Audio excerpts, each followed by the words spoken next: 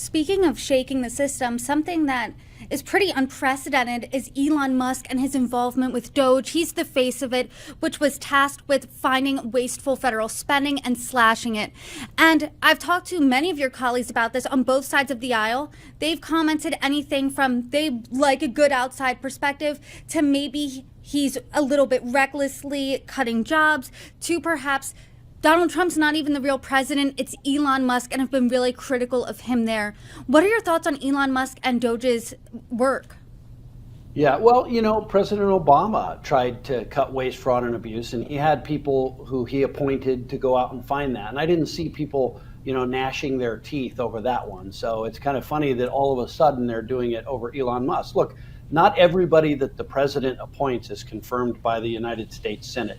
President has a national security advisor who isn't confirmed by the United States Senate, but they serve as an advisor to him on national security. Doesn't seem unreasonable to me that the president could have an advisor who comes in and tells him how to make government more efficient and lean. I think that's a good thing. I mean, I can't believe we're at the point in America where we've got people who are actually defending like waste, fraud, and abuse and saying, well, this is crazy, we're cutting to the bone. I just got out of a hearing and had one of my colleagues talk about how Elon Musk had fired the one person at Yosemite National Park who had the key to the Yosemite National Park. And I just was stunned by their comments. And I looked at him and I said, oh, I didn't know Yosemite National Park was closed. Oh, it's not closed. And it's not closed because he wasn't the only person who had a key. I mean, we can go out and we can find efficiencies in government, and we should do that.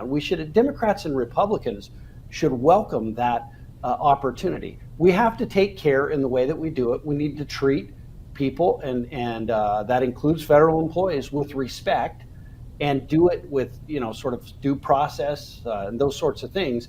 So we want to make sure that we're treating people well. But at the same time, it is high time. Again, we're $36 trillion in debt. We have a lot of work to do. Democrats I've talked to have agreed, hey, I like efficiency. I want to cut waste and fraud where there is some.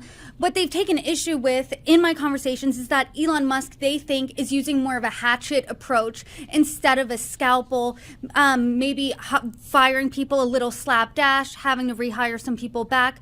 Is that something you agree with? Well, look, I'm not going to say that anybody does anything perfectly all the time. I'm sure that there are mistakes that have been made here or there. But overall, when you're $36 trillion in debt, a scalpel isn't enough. I mean, you probably do need to get a bigger tool out of your toolbox than a scalpel when you're $36 trillion in debt. We spend far more than we take in every day in the United States of America. We've got to come to the grips with that. And again, I would just go back to the people who are complaining about DOGE and that they were finding waste, fraud, and abuse.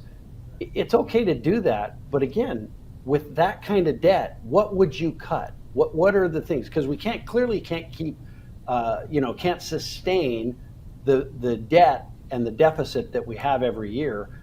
So what are your alternatives, I would say, to those who want to criticize this?